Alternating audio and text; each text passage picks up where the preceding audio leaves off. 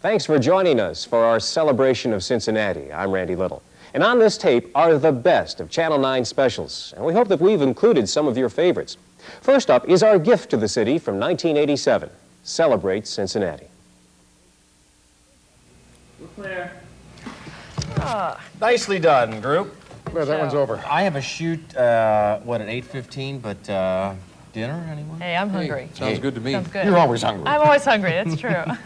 Well, what I want to know is everybody ready for this Celebrate Cincinnati special? You know, I was thinking about that. I have some ideas about that. Do you? I think what it comes down to is like one question. What What's does that? Cincinnati mean to us? That's easy. Cincinnati is excitement. We can start with a shot of Cincinnati as the sun rises. Silence, total silence. And then from the silence, the brass in the day just explode.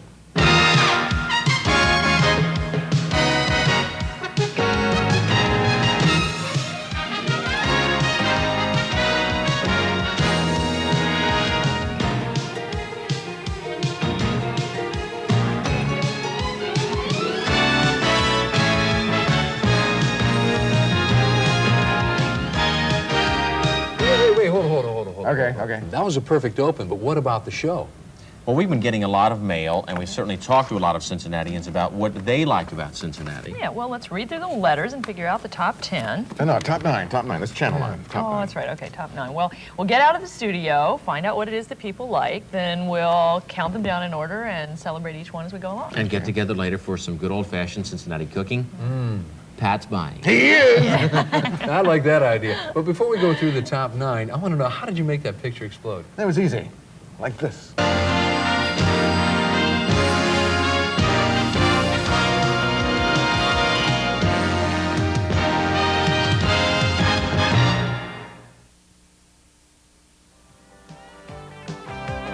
Living in Cincinnati, Ohio. I can remember when I was growing up, I was actually a teenager, I suppose, by that time, and I had any number of jobs. I used to work at the Covedale Theater. I caddied at Western Hills Country Club, delivered the Price Hill News. I worked at Ben's department store over here at 7th and Central, the House of Bargains, now a full city block long. For some reason, Ben and his son-in-law hired a lot of kids from Price Hill.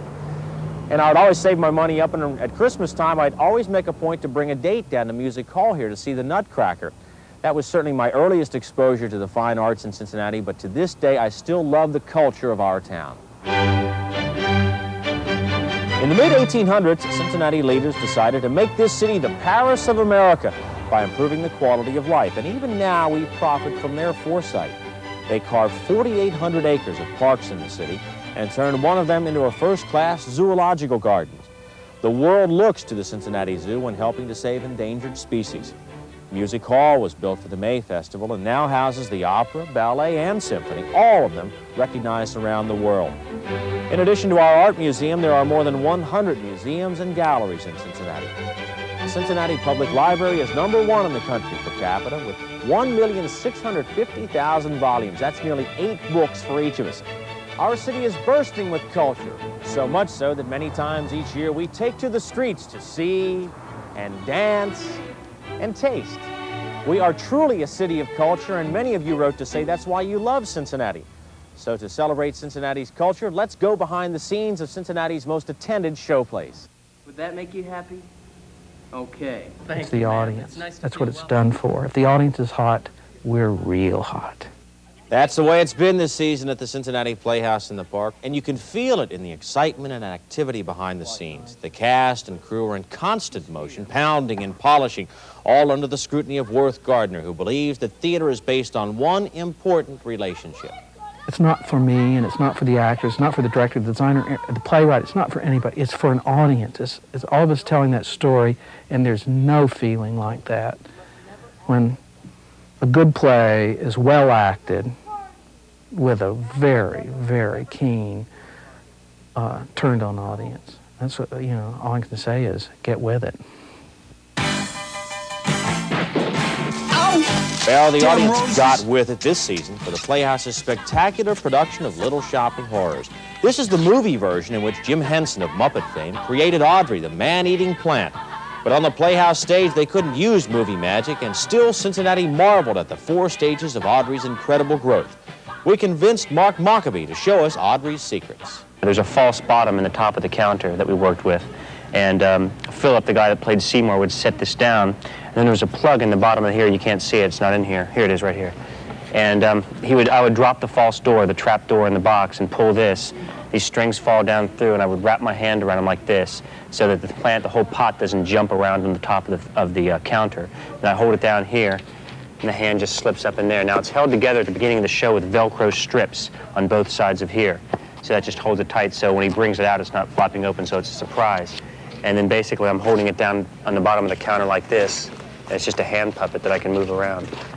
This is the second one here that Seymour carries on himself. He comes on with a jacket on. As you can see, there's a false arm on the other side. And so it looks like he's just holding it with his regular arm, but in actuality, what happens is his arm goes up inside here underneath the jacket. And I'll just kind of briefly do this. It's kind of awkward. So he can stick his hand up in there, and if the jacket's on, he can gesture with this hand and still move the thing and make it do all kinds of stuff and fight the girls and whatever, see? This was actually my favorite here. This is Audrey 3. This is the number that does Get It. So go, get it! And the way this works, there's two bars inside, one on either side. My head and right arm go in this side, my left arm goes in this side, and I can just move it, basically move the bottom ones. That's Audrey 3. Okay, the way this thing works, basically, is there's a harness in here. The operator is right here, underneath here. And I have, this cloth falls all the way down. I also have this black piece right here is actually like a scrim that I can see through. And basically, I just raise the jaw up and down. The motion in this thing is more limited than the one before. But the size makes up for that. Hopefully, when this thing moves a little bit, it means as much as the smaller moon's moving a lot. When I first came to Cincinnati, I stayed here in the Netherland Plaza downtown. This is the Churchill Suite. This is the room that we had. As luck would have it, I was reading a biography of Winston Churchill at that point. Turns out that I didn't make the connection at the time, didn't know that he'd stayed in this room also, but he did. Found that out a couple of days after I'd been here. Turns out he loved this room.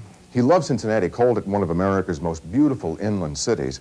And more than anything else, he loved what we're about to see now. He loved this bathroom in here. Churchill was a creature of bathrooms. He used to spend, a couple of hours a day in a bathtub, like this one, sitting in it in bubble bath. He used to fill it with bubble bath and smoke cigars. He loved the design of this bathroom so much, as a matter of fact, that he had it copied and taken back to his English home, his country home in England, and had it duplicated there. Well, I'm a journalist, right? I've got to live history a little bit. Went downstairs, bought myself a Churchill cigar, sat in this bathtub, filled it with bubble bath, lit it, and promptly made myself sick. I love our rich history, though, and from your letters, that's one of the things that you love about Cincinnati, too. Our history begins with the river, from the flatboat pioneers to the barges and riverboats. And as the people and products arrived, Cincinnati became a major commerce center. Cincinnati dancing pig, he's the barnyard Mr. Big. Cincinnati dancing pig with his riggedy jiggedy jiggedy jig jig jig jig. Cincinnati, the pork capital of the world, and every part of the pig was used. In addition to the meat, the bristles were used for brushes, the hides were sent to the tannery, and the byproducts of the lard became candles and soap.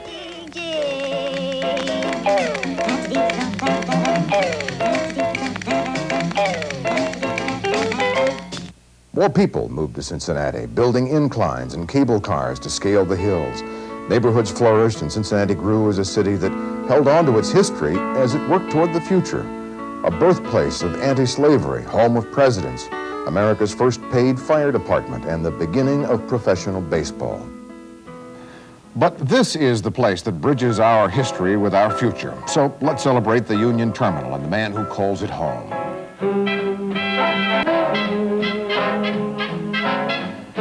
March 31st, 1933, dedication day for Union Terminal. That's the day something important happened in Cecil Scott's life.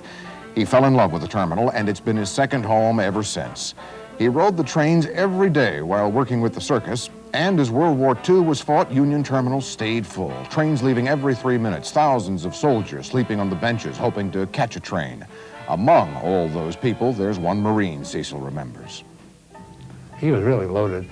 Where the Harris Women's Clothing Store is on Ray Street near 5th, he broke a window and stole a dummy dressed like a bride, you know, and he come in carrying that. He went back in the men's lounge, sitting there with his arms around that dummy.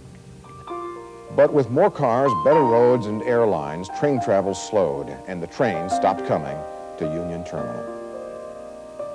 The 1970s brought Cecil's saddest memory when part of the back section was demolished. Many thought the terminal would be torn down. Cecil stayed in a corner of the terminal, setting up displays for others to see the history of the place he loved. Even when no one came, Cecil was there. Last year, Cecil's dream came true, finally. After years of fighting, Union Terminal was saved and will be the new home of the Natural History Museum and Historical Society. And next year, the trains will return to Union Terminal. And Cecil plans to be there to meet the first train, as he did 54 years ago. And 54 years from now, there'll always be a little piece of Cecil Scott at the terminal, if only in the corner shop of memories he's saved for future lovers of the Union Terminal. Wherever you go in the United States, there's a reminder of Cincinnati every time you park your car. These are made by Cincinnati Time Recorder. But think about it, Cincinnati is a leader in national business, and many of those companies have called Cincinnati home for more than 100 years.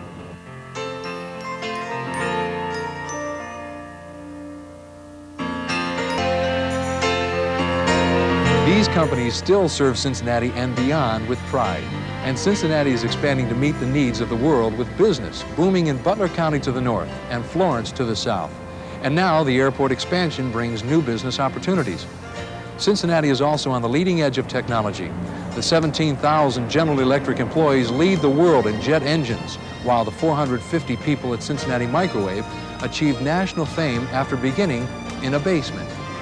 There is one company I've missed, Procter & Gamble.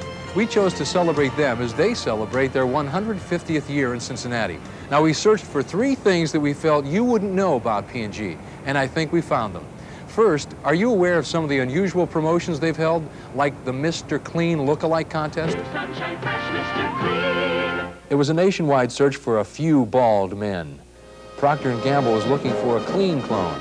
The winner gets to keep his clean shave, 30,000 clean dollars, and a contract to supervise cleanups across the country.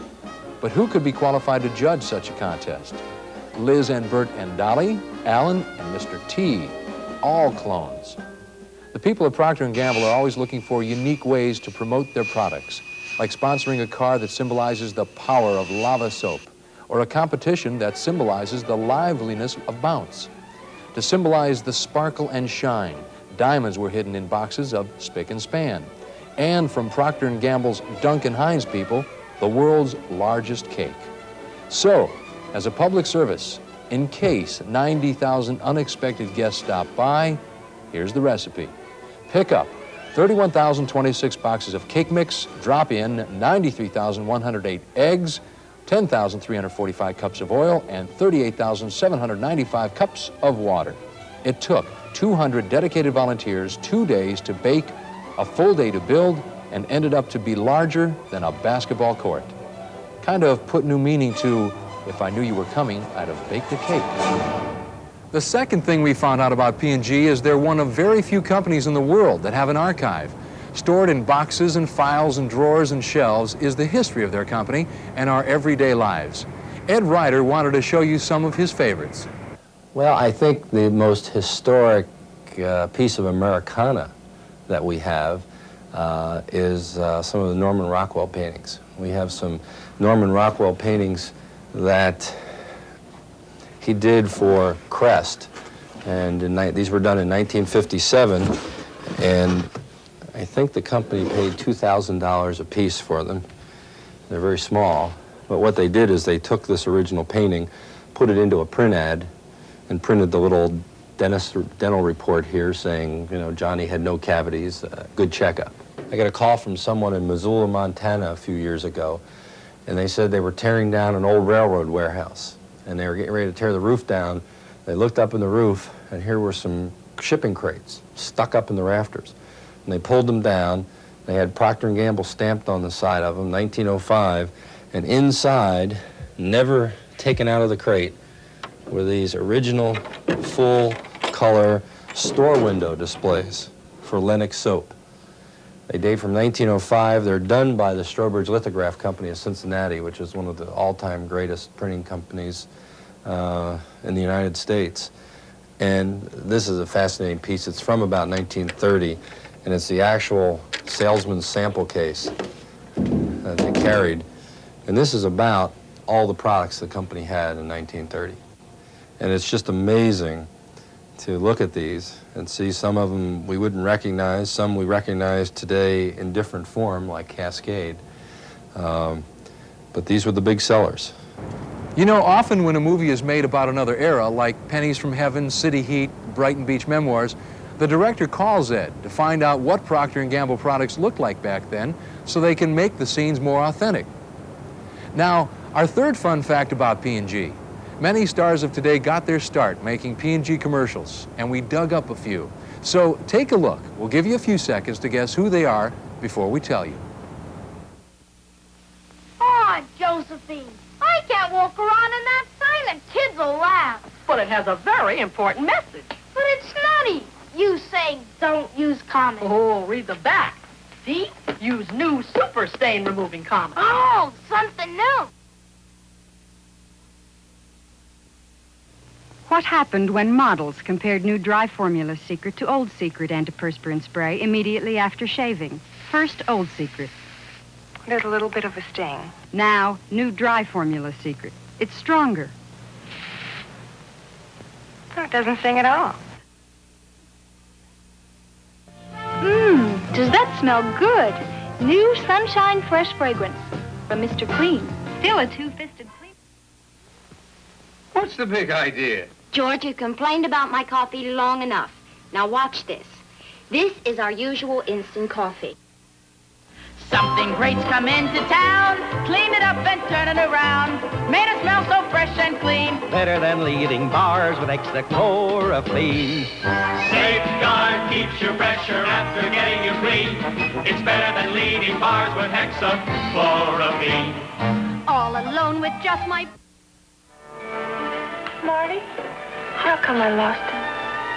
Debbie, there are plenty of other boys in this town besides Harold Kinderman. Lately, every time we get close, he turns off. Turns off? I wasn't using a good deodorant soap already. You'd think that I... Debbie, come over here for a second. Haven't you heard of this? Safeguard. Marty, you're a big help. Celebrate the city that we love.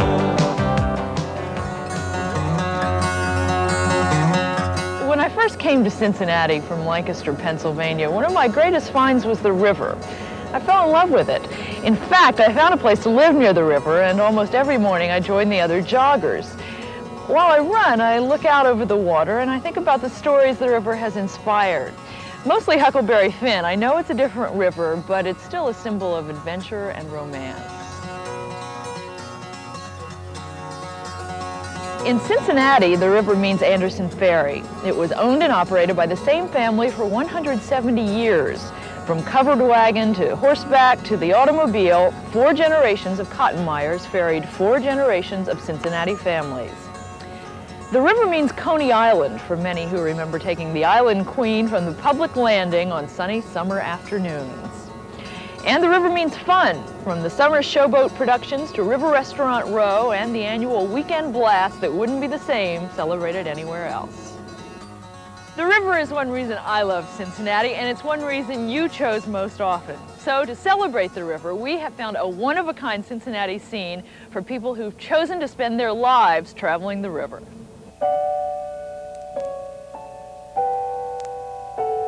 Rivermen traveling the Ohio, their barges gathered like so many cattle headed to market. It's a tough life, often a lonely life, like the cowboys of the Old West. Their horse is a tug, their range a winding river. They pass through town unnoticed, except when they pass through Cincinnati. It's there that young men dream of becoming Ohio rivermen. Eddie Eichhorn is one of them. All right, good job. Okay, hold what you got. All right, now tie it off using a couple... There's so many different careers you can have, you know, working on the river. You can work your way up, be a pilot, a captain, an engineer, whatever you want to be. At the Inland Waterways Occupational School, high school juniors and seniors prepare for a tough life on the river. Captain Talbert and Captain Broman have been there. They know what it takes. It's a tedious type of job. The type of student that we end up getting is going to be a student that's going to have to be able to live 30 days away from home and not go out of his mind. Oh, there's an occasional student that thinks he's going to get a gravy job, but there aren't too many positions like that open on the river. And you remember what I told you about life on a towboat? You're the new kid. So if you do not check the oil in that pump, and that pump does burn up or blow up, you're going to be hearing about it for weeks, fellas. They'll be talking about it on that boat for the next year. If you survive this school, you're cut out for the work. They throw everything at the students, from emergency drills to chasing loose barges. We're going to pretend that this barge is broken loose from the dock. So the first thing I want on the barge, in order to get control of it, I'll need the bits line on first. It's drifting out of the buoy line, boys, so you're going to have to be pretty quick with that line. Good job. The students train for 4 different positions on the river. Of course, someone has to swab the deck, and the engine room needs to run at peak efficiency, but most students are hoping to work as riggers or deckhands. That's what Eddie wants to do, and Captain Broman thinks he's a perfect catch for any company heading upriver. I know the day is going to come, I'm going to look back on this here and see his pictures, and the old crowds and the chest is going to be there again, because Ed is one of the most outstanding students I've had in the program. Eddie will graduate after next year and go to work on the river. The school finds jobs for all students who graduate, and that's why Eddie's here. He's looking forward to the hard work, but also the serenity and beauty that Eddie knows as river life. Until then, it's hard work and dreams.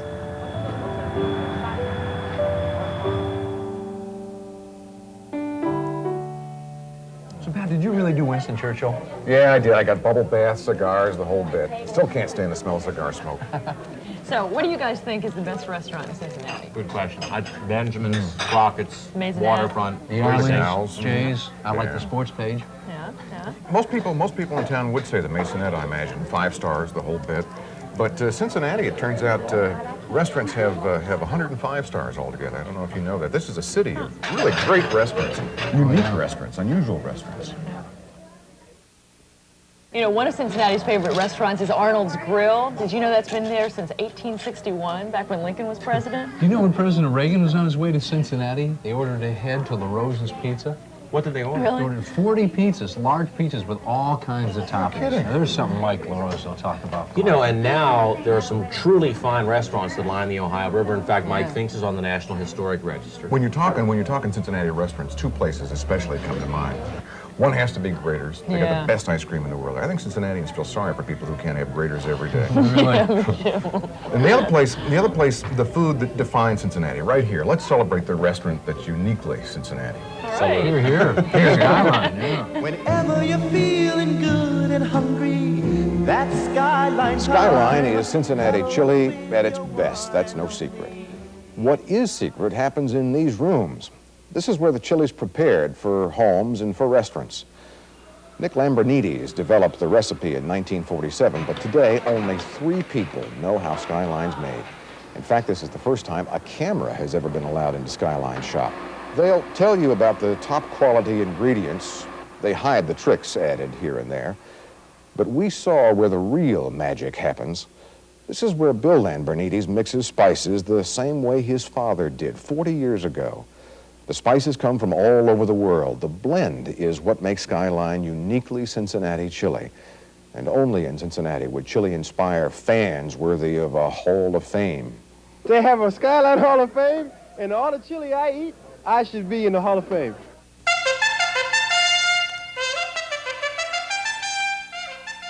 Nope, not just anybody can be in this Hall of Fame. It demands a uniqueness, a style, an extreme sense of humor. Like Marnie Abrams from Montgomery. Marnie's bid for the Hall of Fame began when she was born. Addicted from her pregnant mother's cravings, Marnie was put on a strict diet of conies from birth.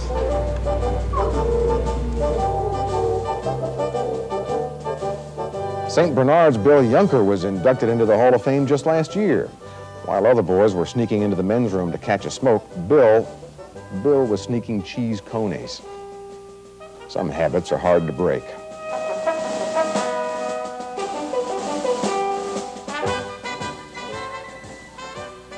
Louis Astley is Skyline's Hall of Fame power broker. Dr. Astley always brings important clients to Skyline to seal financial deals. Any advice for other heavy hitters? The best Skyline meal is a three-way, an iced tea, and sometimes some buttermilk to make the deal go smoother. Oakley's Jeff Rensler holds the Skyline record for consuming 32. That's right, 32 cheese conies in a single sitting. You shouldn't try this at home. Jeff's a professional. He's not completely responsible for a Skyline addiction.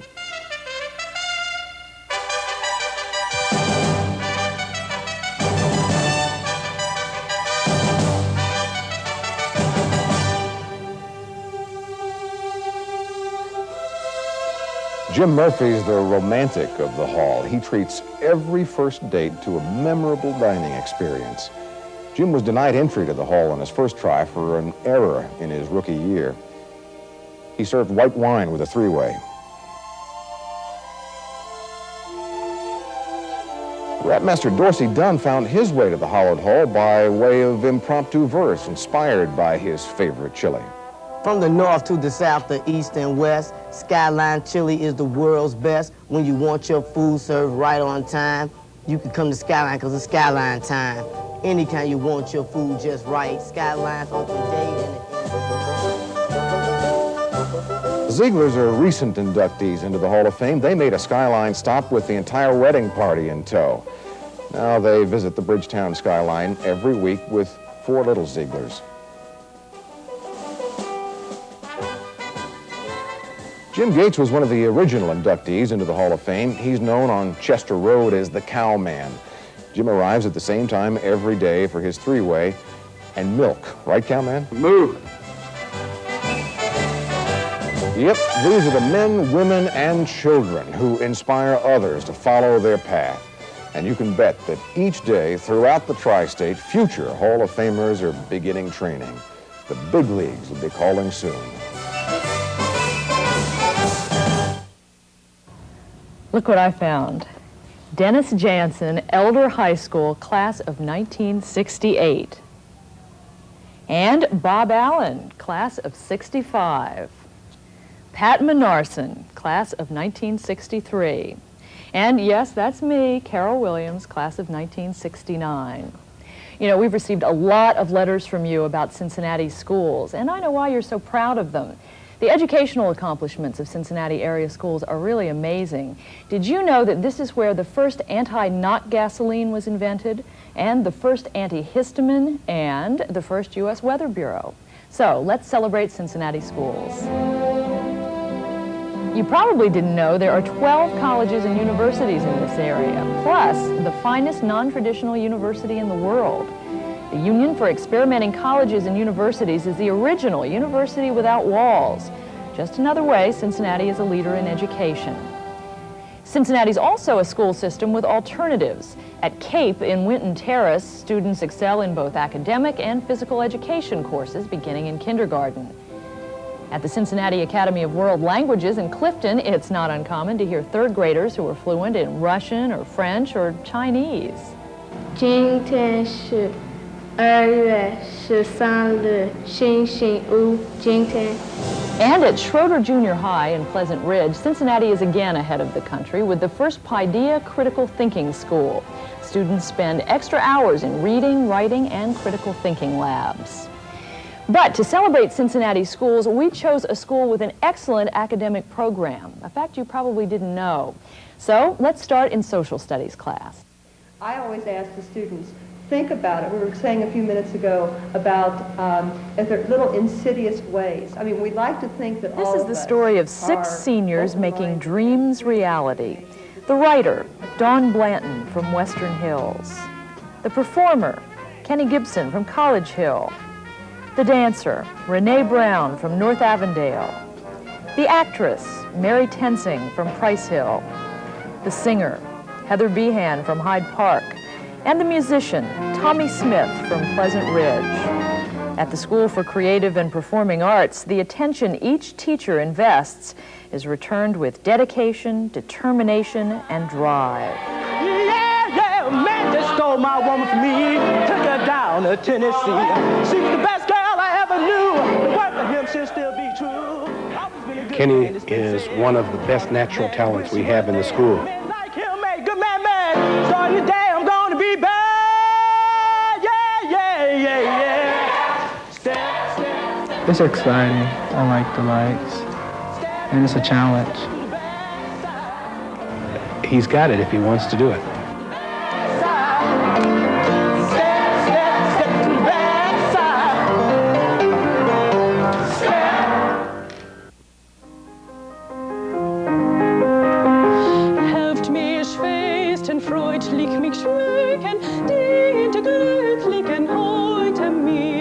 She has an extraordinarily fine voice, and I've been working with her for 4 years, and she is one of the more special students that I think we've had here in a long time. Do that again and do it more. That tempo, that measure is going to be a measure of rubato, okay? Okay. Right there, and really stretch that one thing. Now, here you have to have a lot of patience, because it's a cattle call when you first come here, and you have to do something different, and you have to make a fool of yourself a lot, but it pays off eventually, always. So I just made a fool of myself a lot. I think it's the best. I couldn't go anywhere else. I'd be dead. I mean, it's different here, very different, and it's wonderful. Yes. Yes. You are a child holding a funeral and burying a pet of whom you have been very fond.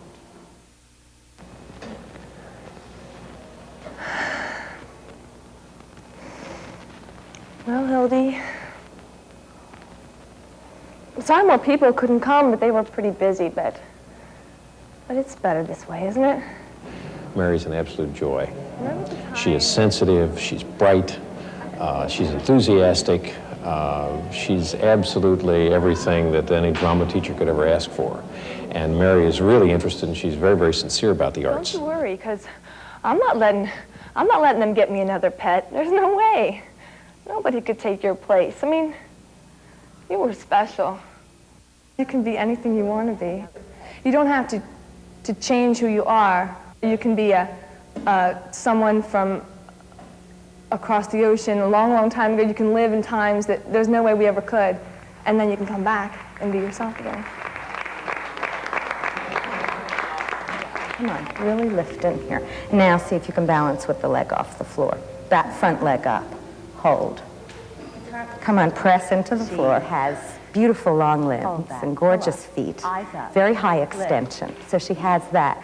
But even more than that, we look for someone who is what I call a mover. Someone who isn't afraid to cover space, to attack movement, to challenge themselves. Sometimes I tell them they should even take a chance and fall. I guess I could say the school has made me a dancer. And that's one good thing, because without the school, I would have never gone to Dance Theater of Harlem. I would have never have done anything that had to do with dance. I probably would have saw a ballet on TV and said, ooh, boring, switch the channel. This is a poem entitled, Gertrude Stein Don't Eat Here No More. Murdering questions lay dead on my empty plate, while a film of dust runs on the wall behind you. I feel like I'm exposing myself sometimes, and I feel like as if I'm standing up on a stage and telling all my personal feelings sometimes, and I feel proud. To stare. Stare all you want, all you can, but nothing penetrates when you don't care. Don is the type of student that continues to come back for revision. That's the kind of student I'm looking for. That's the kind of student she is. But wine always reminds me of you. Italians stepped on the ripe grapes like you stepped on me.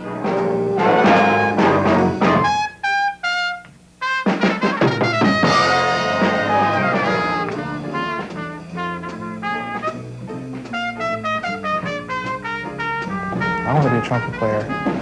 Star in the lights, playing duets with Wynton Marsalis.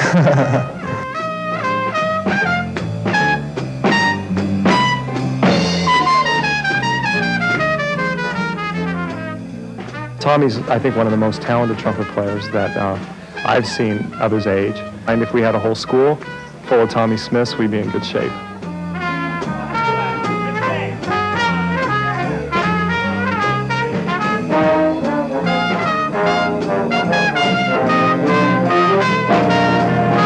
I would love to be here in Cincinnati playing in the orchestra, definitely. I mean, that's a good orchestra. In my book, it's like, phew, top on the list.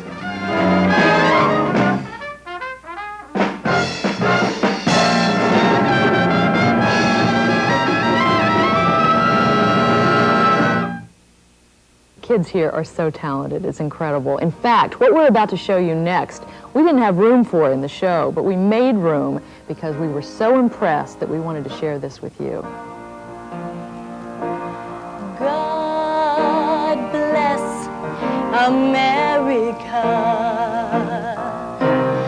land that I love, stand beside her and guide her through the night with the light from above, from the mountains to the prairies,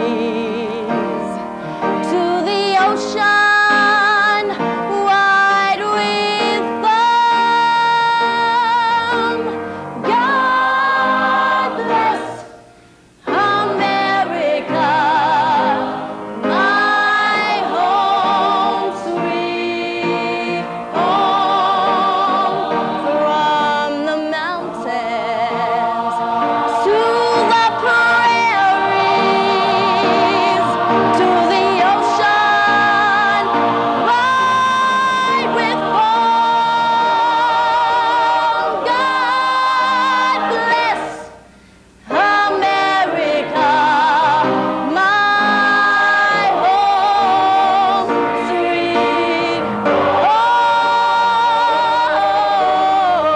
God bless America, my home, sweet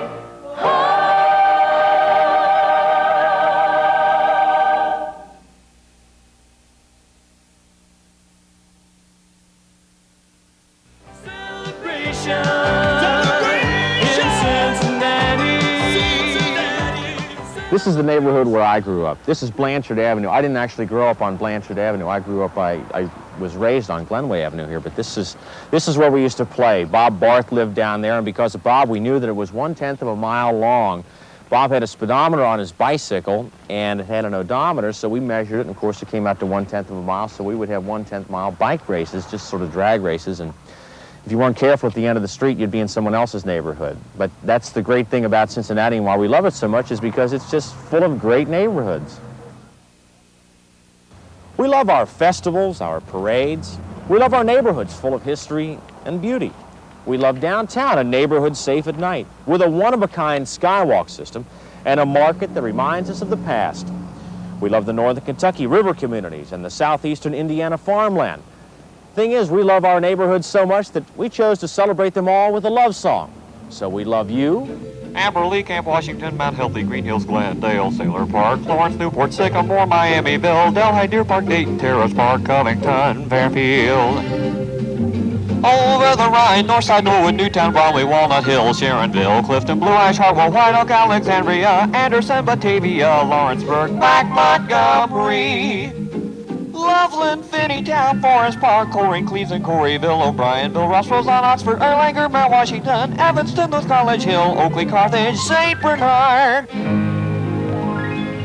Western Hills, East Walnut Hill, Bridgetown, Wyoming, Highland Heights, Fort Mitchell, Mason, Milford, Fairfax, Fairmont, Montford Heights, Mount Adams, Commonsville, Fort Thomas, Lebanon, Aurora, Fairview, Groesbeck, Westwood, Woodlawn, Elmwood Place, Kings Mills, and Columbia, Tusculum.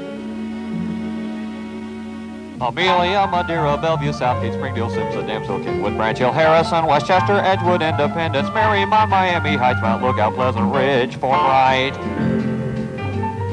North Avondale, Mount Airy, Laughlin, Hyde Park, Coverdale, Winton Place, the West Indian Hill, Lincoln Heights, Villa Hills, Ludlow, Silverton, Miami Heights, Gulf Manor, College Hill, and Redding. Bond Hills, Cheviot, Madisonville, South Fairmont, Springfield Township, Park Hills, Evendale, South Cumminsville, North Fairmont, Ellesmere, Kennedy Heights, Clifton Heights, Middletown, Hebron, Cold Springs, and there's Price Hill. Well, here we are at the end, and the number one choice, the moment you've been waiting for, the reason you like Cincinnati the most, it's the people. Cincinnati mirrors her people, friendly, willing to lend a hand, to smile, to care. We love Cincinnati because of the Eddie Eichhorns and Captain Bromans who love our river so much. We love our shining stars and our stars of the future. We love the artistry of our culture and the simplicity of the drive building in the hearts of Cincinnati kids who dream of sharing their art with others. Cincinnati is people at work and at play, saving the past, caring about the future. We met so many wonderful people, we wish we could include them all, but time's short, so we want to share this one last thought. Tonight and tomorrow, take a closer look at the people of this city, the people you work with, the people you live with, the people you pass on the street. And you'll see Cincinnati is special. Cincinnati's friends, family, Cincinnati's home.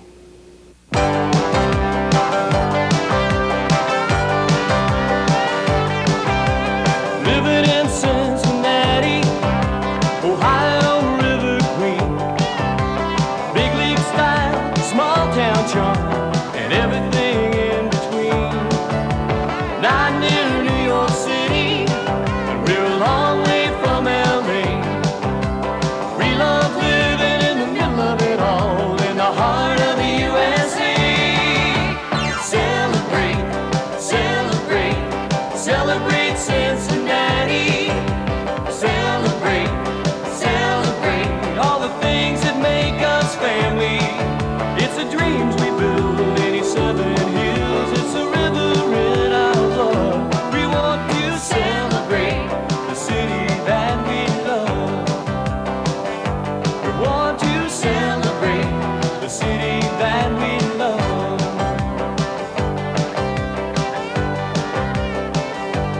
Celebration.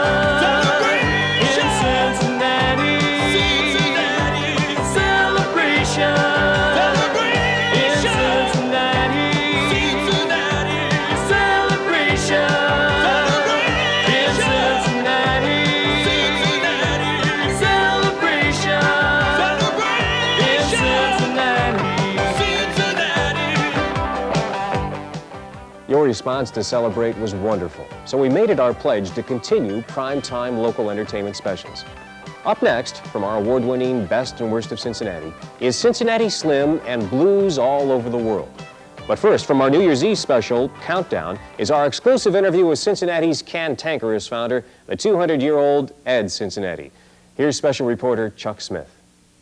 In our effort to present a complete picture of our rich heritage, we've extensively researched Cincinnati history and culture. We've discovered something that borders on the unbelievable. Take a look at this picture, taken in front of the original Kroger's store in 1883. Notice the old man? Curiously, he also appears in this picture, taken in the Union Terminal in 1945. That's 62 years later. Further research shows him with the Cincinnati Reds in 1888 and the Great Flood of 1937. But how can this be? Well, we have found the answer. We've also found the man. That's right, as incredible as it may seem, I have spoken with this mysterious old gentleman. Now, it is a commonly held belief that this city was named after the great Roman statesman Cincinnatus. If our guest this evening is to be believed, that is not true. Claiming to be over 206 years old, Crosley McSweeney von Schoenling Cincinnati, better known to his friends simply as Ed, tells a different story. Me. It was named after me, Ed Cincinnati. I saw my Italian guy beating swords into plowshares. It was named after me. I was the first. Okay, well, Mr. Cincinnati. Oh, call me Ed. Okay, Ed. Can you tell us how you first came to Cincinnati? I was pushed. Pushed? We were coming down river, and I was pushed off the boat by that little snot-nosed Tommy Louisville. I found out he got himself pushed off about 100 miles downriver, so I felt a little better after that. But, yep, that's what it was. So you really were the first one here, then? I was the first. When I was here, there was nothing but me, the Seven Hills, and Ruth Lyons. I guess you've just about seen it all, then. Seen it all, done it all. Why, I coached William Howard Taft in football. Well, the president? Well, this was long before he was the president. I had his fat behind out there on the football field. We used to call him William the Icebox Taft. I guess you've known all the greats and near greats in Cincinnati. You bet. But, Ed, listen, 206 years old, that's incredible. How have you managed to keep alive so long? Aerobics. Aerobics? But... Well, it wasn't always called that. It used to be called running. Running from the French, running from the Indians, running from the Whigs, from the Tories, running from the North, the South, not to mention running from Simon Lease. Yet, Ed, you've been in seclusion for, well, for years. What made you suddenly decide to come out of hiding? The 49ers game. Well, that and to vote again for Bobby Stern in the election. Oh, you know Bobby Stern. Yeah, I know her. Oh, were you close? Well, let's move on a little. Right. Okay, let's go back to the beginning then. Now, obviously, this town shares your last name, but was almost known by another name, isn't that true? Almost known by the name of LaSantaville, isn't that correct? Almost. It was called LaSantaville. I hated that guy. I beg your pardon? Don Milford, Lafayette, Claremont County, LaSantaville. Well, we just called him Ed. But he was a poor politician and even a worse human being. He was married, but he still liked to run around with other ladies. Yeah. One time the newspapers got a tip that he was with another woman. They caught him, he was disgraced and thrown from office. Yeah, caught him? How? Well, they had pictures. Oh, that's incredible. Do you remember what year that was? 89. Wow, 1889. 1789. 1789? Now, wait a minute, Eddie. You said they had pictures of him with another woman. Now, surely they didn't even have cameras in 1789. Cameras? Sketches. They had sketches of him with another woman. Took hours. And if they moved, you had to start all over again. I see, Ed. Now, listen, don't get me wrong here, but you mentioned a tip to the newspapers before. Now, were you involved in this frame-up in any way? What's the name of this town? I see. What is it? I get the point. Say it! Cincinnati! Cincinnati! Ed Cincinnati! It's named for me. Was I involved? Incredible. Consider the possibilities. This man holds the key to Cincinnati history, much of which has been lost or forgotten. I will have part 2 of my conversation with Ed Cincinnati later in the show.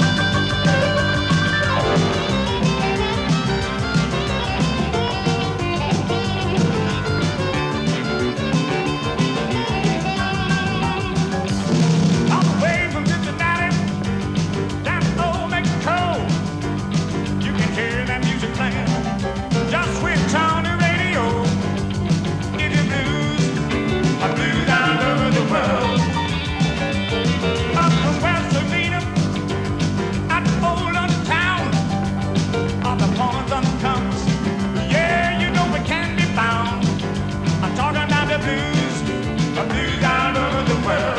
Blues all over the world.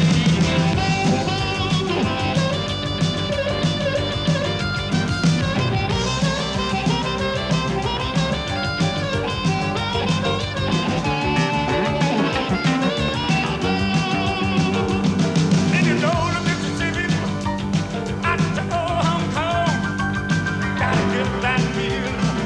I can't make it last too long. Blues all over the world. Blues all over the world. Blues all over the world.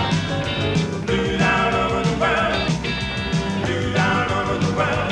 I'm talking about the blues. Blues all over the world. Oh, oh, oh. Blues all over the world.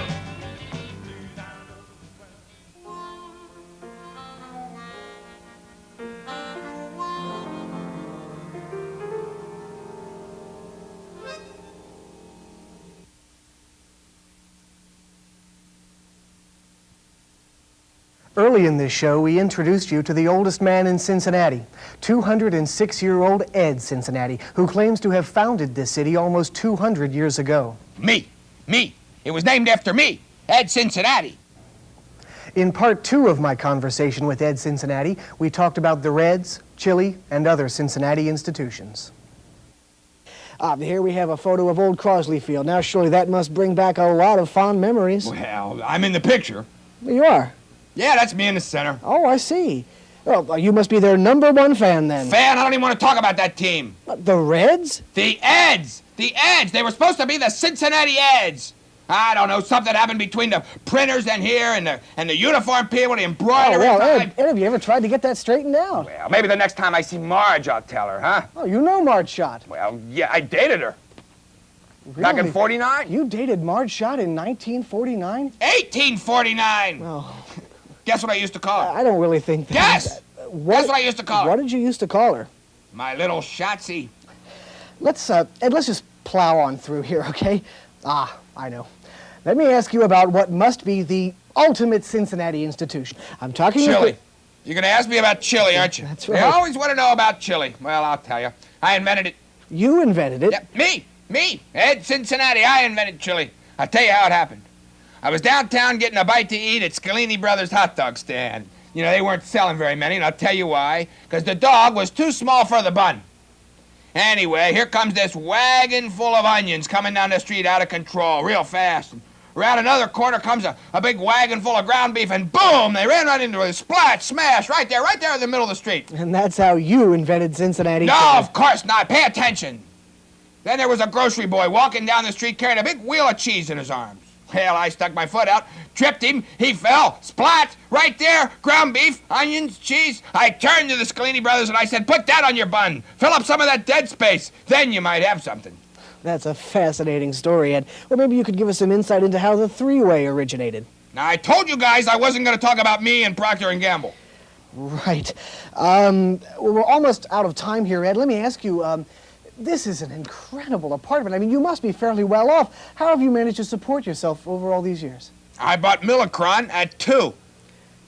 I see. Well, let me ask you this. As Cincinnati's oldest resident, what do you see in the future of Cincinnati? Me! I see me in the future. Me, Ed Cincinnati. That's who will be in the future. That's what's in the future. Well, me, thanks. Ed Cincinnati. I'll be there. I'll be in the future. Ed. Thank you, Tell Ed. them about Thanks the book. a lot. Tell them about the book. Right. If you've enjoyed this rare glimpse into Cincinnati history, you'll certainly enjoy Ed's new book. It's just published, called Me, The Story of Ed Cincinnati, and it'll be available at finer bookstores all throughout town. I wrote that book. Tell them who wrote it. Me. I wrote understand. it. Me. Ed, not some ghost-written thing. I wrote the book. Me, Ed Cincinnati. Thanks. Did you tell him that? I told him that. Show him the book.